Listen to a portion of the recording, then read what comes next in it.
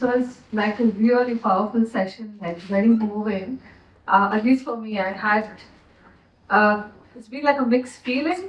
A lot of blood boiling for me, and in some places, just admiring the kind of bravery that some of these women have shown and the people have shown. It's just mostly admiration as well. So maybe quickly from the audience, if you can get like a sense of what you're feeling, just in a word, if you can describe, that would be great.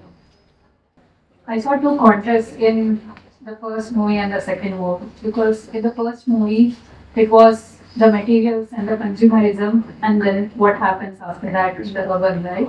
Whereas in the later, the where are these materials or the resources that we are using on a day-to-day life is actually coming from? What are the lives of the people who are actually living along? In a way, it's a irony that we don't see the interconnection and we are so disconnected. So that's something which I had. Yeah. Thank you so much, Hansika. Anyone else? I actually, while I was seeing the second film especially, I kept remembering all the struggles that we see in India and all the repression that we see.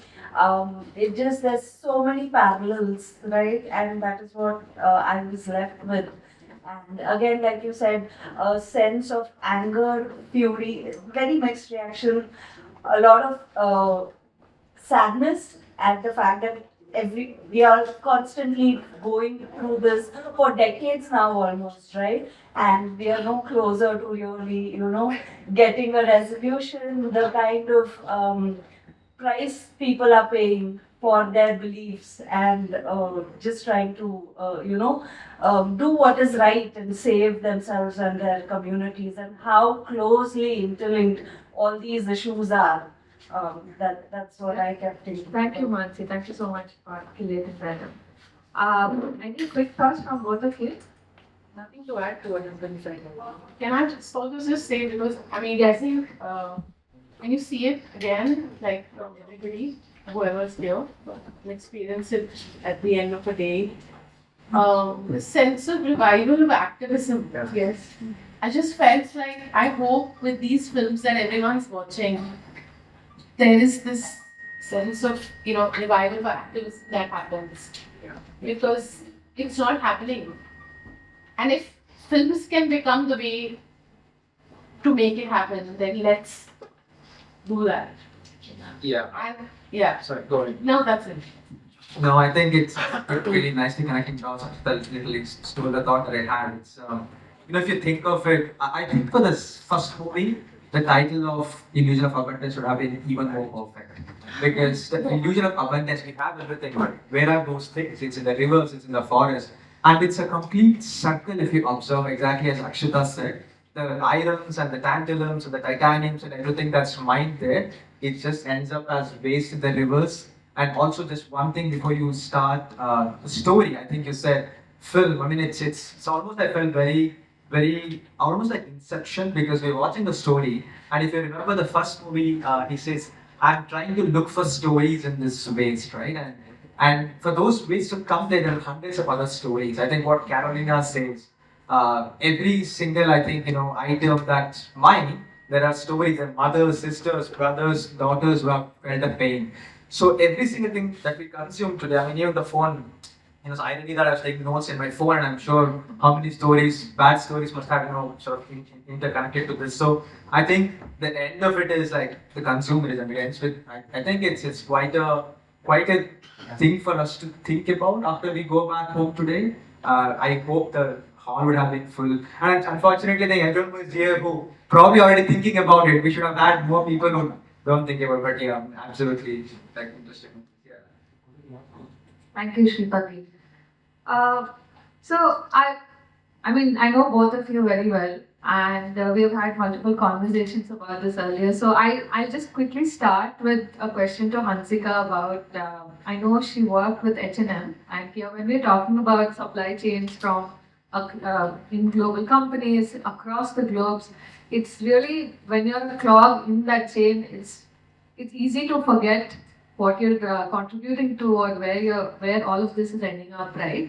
And I think some of the insights that Hansika had shared about her days with H&M are very insightful, and actually makes you wonder, like the kind of clothes that we're wearing today, or like the footwear, anything that we're carrying around has so much impact. And just even rethinking, like where is this even coming from, and can I make better choices to probably support local livelihoods or support local artists and make a lot of difference. Just provoking that kind of thoughts are also very important. So, Hansika, do you just want to share your experience from the past? Thank you, Madhuri. Yeah, happy to start there. About a decade and a half ago, probably a lot of you students, I was in that mind space. You're a young graduate. I was not as socially bent as I am now. My sole motive was probably to, advance in my career, and I found myself working for H&M. This is before H&M started retailing in India. And I think I never heard the word planned obsolescence before that, but my 3 years with that company was about that discovery, right? How everything that we do in today's world, everything we buy is made to last a certain lifetime and it's very short, right? So for me, one of the first questions I asked was, why do we test our clothes to last just 5 times when we wash them? And we're like, we don't need them to last beyond 5 washes. And that blew my mind because coming from the culture that we do, your clothes, like you inherit clothes that your older cousins wore or you pass them down to the younger folks in the family. So it was quite a revelation. In the same breath, a company talking about sustainability and responsibility, but also being really comfortable about planned obsolescence, right? And I think just living that concept has stayed with me because everything we do today, we live in an extractive mining civilization, right? Right from like look at anything in this room, right? It has been mining is contributing to most of what is in the room in our lives. And at some point at the beginning of industrial revolution, people figured that building things that last is not good business sense, right? So in some ways, we have created this monster that constantly needs a lot of material and energy throughput. And now, it makes sense to look the other way, right? To say degrowth can be reduced demand, and those are the people who are labeled as the non-pragmatics in the room. So it really goes back to the quote from that earlier movie, right? Like as we are dumber probably, in terms of survival instincts, because this is the basis of everything. There is no other earth, and yet we're like drilling holes deep down with planned obsolescence in a way that it is not sustainable. So yeah, that's just one anecdote that stands out. There were multiple different dilemmas that I faced in those 3 years, but yeah. Yeah, thank you. Thanks for sharing that, Hansika. So over the movie, especially in the last one, we see the three powerful women, and one of the questions that they ask in the end is, where does only Bertha's come from, right? How can we have many of these kind of people? And I know Restless Development is working with the young youth members across India and across the world, and this is so important, like start them young, right? And and these kind of exposures, having to see these kind of movies, just talking to people who are in the field or like other places is so important to start shaping the kind of critical thinking that everybody needs. So how do you think that an organization like Restless Development or similar organizations play an important role in these kind, especially in times of climate change? Then Yeah, great question. Yeah, I mean, as you said, the stories we watch today is not only about Latin America or other places. There are stories in Jharkhand with coal mines, right? And in Africa, with we saw what happened to Congo with mining, Sierra Leone, with mining. So it really reflects a lot of the globe today, like what's happening, and just coming before what organizations such as Restless Development can do. We also saw a couple of glimpses of how their journeys also started with starting an NGO, right? Because yes, Carolina is great, Bertha is great, they did, but not everyone can have that, right? I mean, you need to collectivize efforts, you need to have people coming together, and that's why I think they start with the smaller organizations, and probably that's the way to go. But unfortunately, corporates are there to kill. I mean, what meaning like any foundation sort of talks about Samaj Sarkar Bazaar, reflecting quite well today. Where was Samaj in the whole story? Carolina was Samaj, Bertha was Samaj, stormed by the corporate, supported by the Sarkar, right? So I think somewhere that NGOs coming together, especially not only those circumstances, even in Bangalore, the work that happens in, maybe we don't see a big mining industry, killing people in Bangalore, but there are 100 other, instances of things are happening over here. So somewhere organizations like us development. So what we do is, we do have some of the programs in rural Uganda, rural Sierra Leone, and Tanzania, where these things do happen in a microcosm. So and I think what's very interesting to see is they didn't need such inspiring stories. Of course, I think it would have made even more impact because they wake up and they see that. So that's where I think a lot of these, what we call them as young climate leaders, who have stories, who are living there already, who have seen the way their parents lived and what's happening right there in front of them. So they are, that we have this very interesting program in Uganda. It's taking climate change to schools. But I think schools were learning more about climate change through the children. Yeah. The idea was teaching children about climate change, but I think schools learn more about climate change through their children, through the children, and through So I think nature has a way to teach, and I'm sure I think young people are the first ones to and learn that, and especially in these circumstances. Bertha and Carolina, they never required a climate change course. Yeah. They were there and they took action. So I think those are the circumstances we for, and all that organizations like Assisted Development or even Socratus and others do, we just nudge, and we just facilitate and just trying to bring people like this together in a room. I think that's all we can do, but everything else, I think it's sort of self-motivated, and if you create that sort of an environment and ecosystem, I'm sure I think it's a long journey. Yeah. I mean, stopping a wave, whatever the organization or even the 100 other corporates, the mining in Jharkhand, but yeah, it's I'm still lost at words. I think the question of activism is definitely the fundamental one, right? But I also think this is a deeper down question of accountability. The activists of the kind that we saw in the movies don't have a choice, right? Their choices are very limited, and they are, in some sense, being forced to risk their lives to bring these things to the fore. And yet, as we saw in the documentary itself, our accountability mechanisms are so limited, right? I also think that sometimes we, people who are in some degrees removed from these contexts, when we talk about, there's a certain kind of guilt that makes us go into very individual responses, right? Let's consume less, which is fine, but also when we start consuming less, the economy kind of gets into trouble, right? We saw that in COVID. So on consumers, there's the burden of keeping the economy going in some ways by consuming, but also reducing consumption, right? So consumers are also looked at as the scapegoat in that sense. So where does the accountability question come in, right?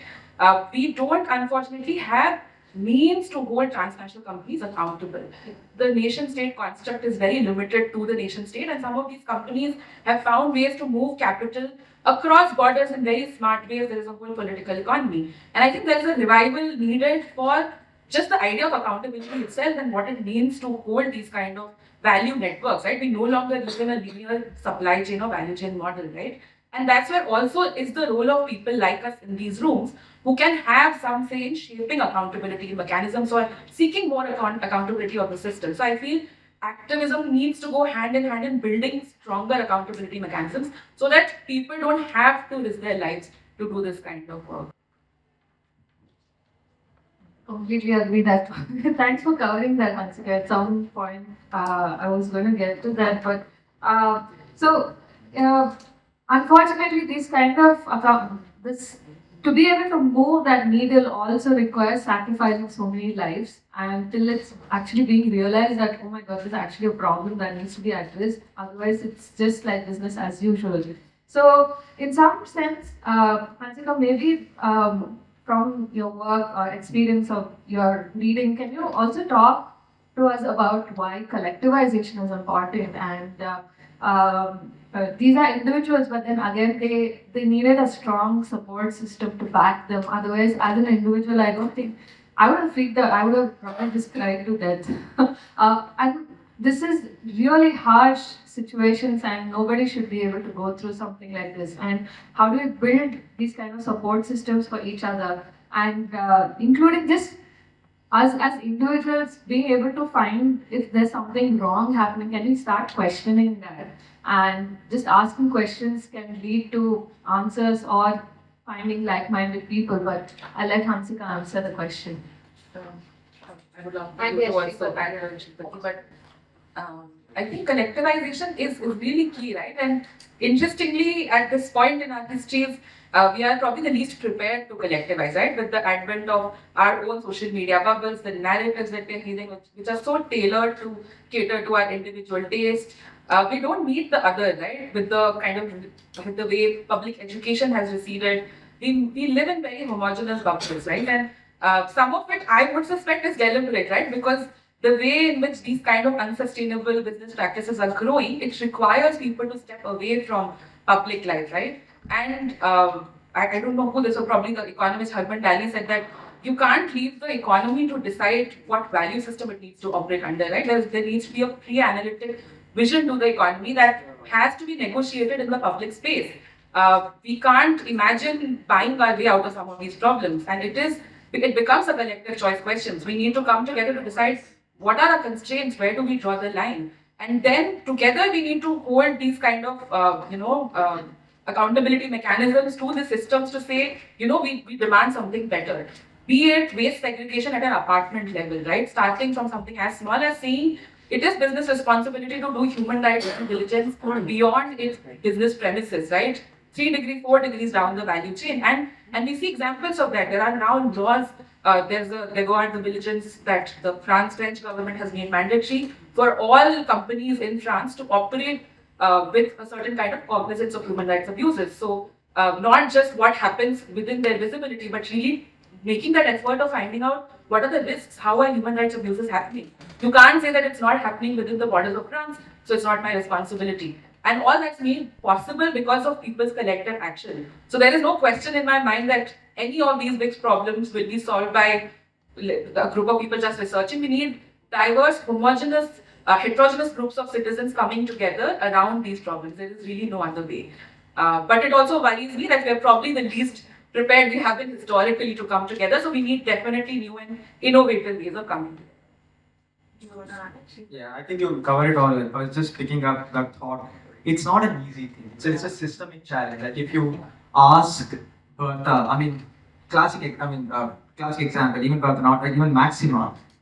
For her, all the words that we use today, I'm sure she wouldn't have started, with that. For her, it was losing her river, losing her land, losing her home. That's where it starts, right? So, when that's the starting point, then I think exact words to use, heterogeneous people with, okay, now I understand law, I understand policy, I understand the larger challenges. Somewhere even I think one of the conversations where they're talking about the CEO, corporates have this fancy lawyers who pay millions of dollars, they understand system very well. So somewhere I think collectivization needs that, sort of support of understanding the system. Because I think what you all know what IRA says about corporates, right? It's very hard to pinpoint it. The way it's structured is very difficult to. I think she gave Carolina in her passion. She said, if a bomber kills people, you know who to say the killer. But in this case, is the CEO? Is it the board, the decision maker? Who is that? Right? So somewhere I think our systems are structured in a way where it's very hard to pinpoint. So somewhere I think collectivization would need that type of support as well, with very strong support from laws and regulations and policies. People who understand the macro and the micro very well. I think that's when probably collectivization becomes more pertinent and potent as well. Yeah.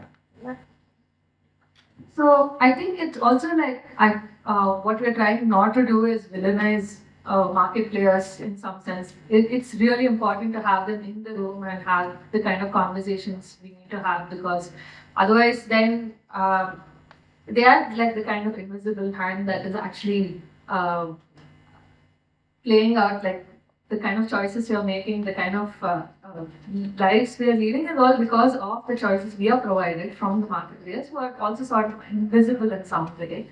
So I don't think we're trying to villainize them in any sense here, but at least I think it's important to acknowledge that they play a very important role, and how, like Hansika mentioned, how do you keep them accountable is very important, and it's only growing. So I think it comes with time, and with maturity, we'll also know what are the kind of checks and balances that needs to happen.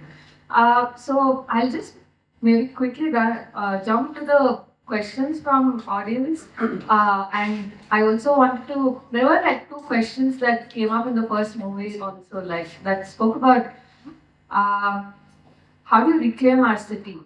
And so my question was, whose city is it anyway? And what is our responsibility towards the city? So, if is there something that you do on a daily basis that makes you think that okay, this is one good contribution from me towards the city, or something I would do? Anything that you think can be shared here, or you think everyone should start following? That can be a good start as well. Anybody? I will respond. Yeah, please. When I was watching the first half of the day, I was very pessimistic. And, in general, a lot of fears were coming up. I must say a big thank you to, Kriti Films and Bangalore Sustainability, because this half, the movies were hard hitting, but somehow there was a lot of optimism that's come up, because you see people who fought like this. And so there's a lot of, and couple of, broad themes that were coming up in my head that I, wanted to share also for the benefit of the students. So I work in innovation, and that's really mainstream and kind of looking now more and more at AI and the metaverse and what companies can be doing there. And a lot of it has corollaries to mining, because it's again about extracting maximum out of, maximum value, maximum profitability for shareholders, right? So it really strikes big, especially students like we have been ever since the Industrial Revolution in this kind of extraction zone. And the films lifted the curtain on colonization as well, because we saw what's happening in Brazil, with the Spanish and Portuguese, and we've gone through the same thing with the British and to some extent the Portuguese as well. So, and interestingly, a lot of what you said, marketplace, and a lot of us as educated Indians, we look up to the Western standards, whether of education, whether of progress, jobs. And this lifting of veil is interesting because when you think of, I won't really put it as completely wrong, because see, you can look at it as one turn of civilization, going from the very agriculture oriented to then industrial, and now we're going in post-industrial or reflective. But what was very interesting for me was this metaphor of the Ayurvedic system of healing health and the allopathic. Like if you look at the allopathic and the way we treat diseases like, let's say, even diabetes, getting patients to really ease out in some way that codependency to the drugs, right? And if you look at probably how an Ayurvedic system might treat it is rejuvenation. Trying to rejuvenate your body to produce its own insulin again. And I'd just like to leave that behind for the room, that can we move from this very extraction mindset to a rejuvenating economy or a rejuvenating lifestyle mindset, where everything we do as companies rejuvenates something of value, and rather than taking it out, puts it back manifold. And I think I do have a role in all of us here in whatever corporations we work, coming before these guys, we have a big role to play in that, because I don't think any of them will gravitate towards climate change unless we make it really attractive for them as careers, as education paths, and as lifestyles they can incorporate. And I really think we need to show the way. I'm still scratching my head how, but I think we need to make it very attractive to them to take these and then see value beyond just the money in living those lifestyles. So, Thank you. The point about the values really makes a lot of sense, because sometimes it's we find, I mean, a lot of movements have been led by students, and it's the kind of exposure that they have right from the beginning, and it's not it's a role of everyone to be able to influence them. I have two questions to show. Yes. The first one is my understanding of how the situation is dealt today. And I would like to put in an acronym called FAR, F-A-R, which I saw in documentaries. So F stands for fight, A stands for avoid, and R stands for regulate.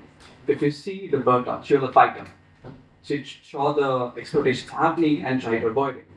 And if you look at the lawyer in the Brussels, she was talking about how the companies at the European level try to see in supply chain where their materials are coming, and they try to avoid the companies who are getting the materials in a wrong way. And there are regulations for government which mandates to check everything that's happening in order.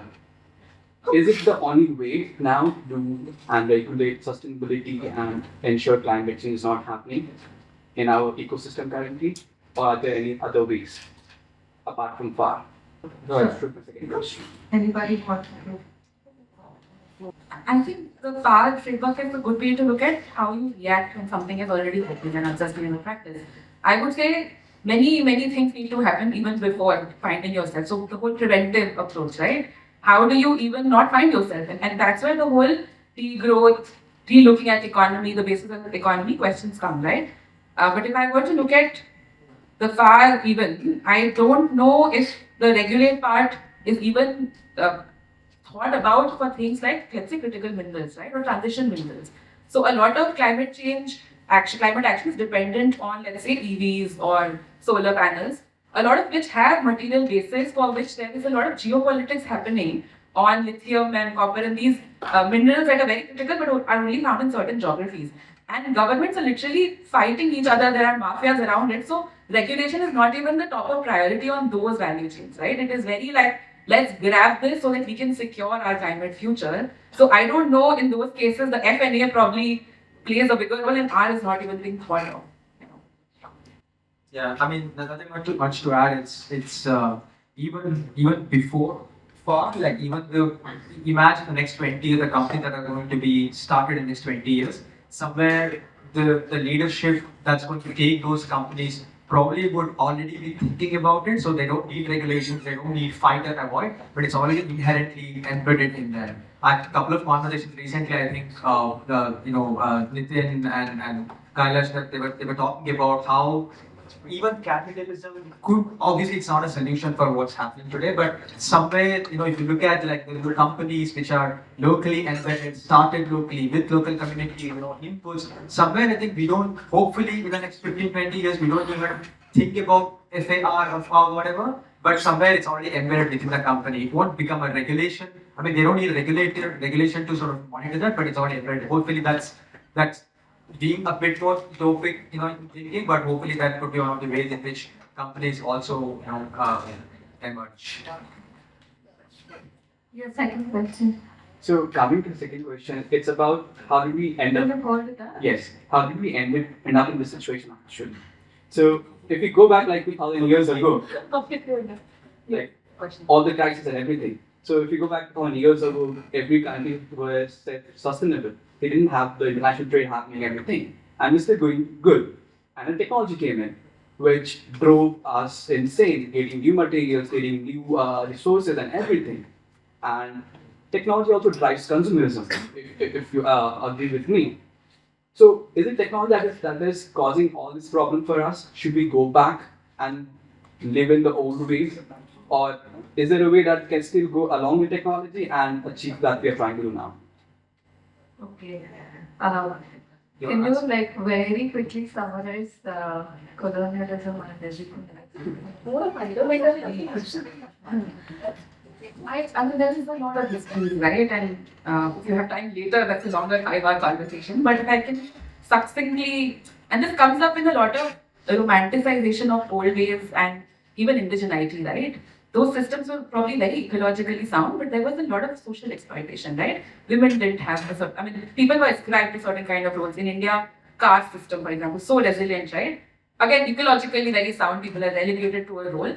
And somewhere I feel that has contributed to an aspiration, right? Which now is out of control. So we need to find that balance between what is socially good and also ecologically good. I feel like in doing more like regulation, right, so everybody, we've gone to the other side, also haven't managed that fully, but ecologically we really lost the plot. So that's my 2 cents on this.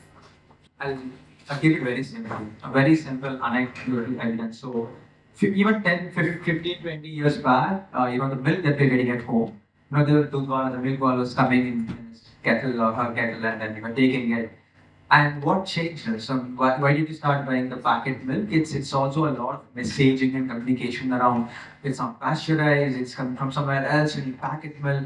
And then while they're doing it, the whole system changed. The cows in Bangalore, earlier Bangalore, they were eating proper grass and they had beautiful lakes. started teaching classes, right? So somewhere it's simultaneously it happened where the messaging brainwashed us from, oh no, that's not good, we need to go for more sophisticated, and then technology played a role, but even before it happened. I mean, I never remember, like, even when I was second, third, fourth grade, anything being carried in plastic bags. Forget milk, anything else. But then how did it change? It's all the communication, messaging, and brainwashing that happened to us. At the same time, the ecosystem also changed. I mean, today I won't probably trust going in, drinking milk from a cow, which is unfortunately, grazing in next to, unfortunately, how we lost the whole Shripathi. So that's why I think the system, the ecosystem changed, and people's mentality, mindset, and everything changed because of the whole communication messaging. So I think that is one example, but there are millions of other examples. Is because, I mean, why we ended up where we are today. So. Shripathi, you just made us sound like you're like so old. I am plastic bags. Just like to comment on his question. Can I just respond and then you can.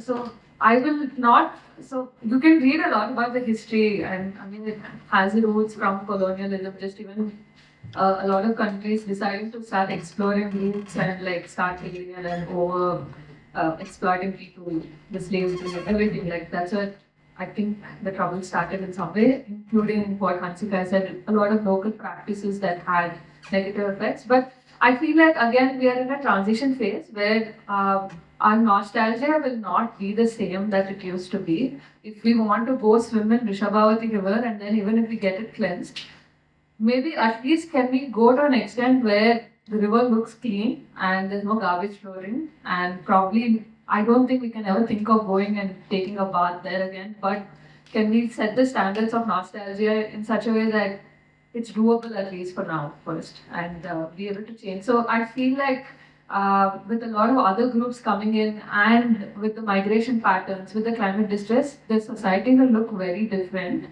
So rather than thinking of how can we go back to the old ways of living, can we imagine a future where everybody is able to thrive rather than just survive, and have probably a very flourishing life, right? Everybody is able to achieve the kind of choices and the aspirations they've been wanting, and at least be given all the choices possible for them to choose from. That's where we lost our track, when we had all the choices. Right? Exactly. A bit of disagree there. I mean, Some of us didn't have it. Some choices are good. Like kind of tag together what you guys said and things like, it's a lot of urges in us as human beings, and as you keep growing older, you realize you should never take these away from the world. One is the urge to be reproductive, right? So that's a biological urge. The other is the urge to be very creative. You yourself would never stay in a forest or a field without trying something there, whether it's swinging from the trees like Tarzan or then trying agriculture. Colonization, now we're trying to colonize Mars, so you can't take that away. But what you could do is you could figure out ways to kind of streamline creativity into more less extractive, less mining. The other is power. You can never ever take away the need for power. Like everybody can't be a saint. So there's a need for spiritual growth and a need for power, and that's what keeps the world going. We're never going to have an ideal world. So the only way around is that there are going to be powerful people who will next want to colonize space, right? Like Elon Musk. So I think the future of power is going to be, we're always going to have people in power. The future of power will be, let's say, an autocrat or a democrat or a king or whatever who says, hey, I am going to be powerful, but I'll let you grow to your power too. So kind of enlightened self-interest, right? And the fourth, of course, which we Indians are really famous for, and hopefully a lot more of us, I still struggle with it, is becoming a saint. So if you raise everyone's consciousness, then you want to be less materialistic anyways, and you want to grow more spiritual. That's very difficult in this age, but Thank you. it's just human urges. Yes. Thank you so much. There's one more question, and probably we'll close after this last question. So I'd like to ask one question. Like you said, like she had mentioned power play and all that. Democracy does breeds disparity in society. And all of this discussion about how we're going to make a better society for tomorrow and all that. Imagine someone existing in a society where like slums and inner city, like the first movie which it described, showing very detrimental environment for someone to grow. How would someone from such environment aspire for some better life? He is thriving on a very minimal or I would say substantial economy. Why would he look for something like we are discussing right now, like an educated background? Someone from slum would not look for sustainable development or any sort of Elon Musk or anything. He would just look for sustenance. So how does that approve in this discussion? How does this discussion facilitate for the real needy people like the indigenous people? I mean, I don't want to get into details, but there are a lot of indigenous communities which are present in our nation or worldwide. A lot of corporates exploit them. How does this social awareness help them is the point? Because this is for the general public. How does it reach the people who are illiterate, people who lack in the resources to acquire the basic minimal needs? So I completely disagree with you, right? That narrative that to reduce poverty, you have to really develop in a way that's not good for ecology. The roots are the same. The roots of exploitation of people and exploitation of nature are the same. And we work with communities. They have this intuitive sense. You and I have to be taught in a university a course on what this kind of development does. It's their lived experience, right? So they are bearing the, for example, brunt of climate change already, right? For them, it is a no-brainer that if you pour concrete everywhere in the city, they will face heat, water will not find a way to go inside earth, and their houses will get flooded. You and I can buy our way out of that problem. It is their reality.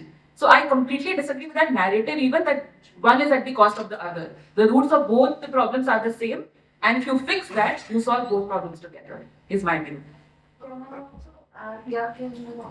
Yes, please, Master.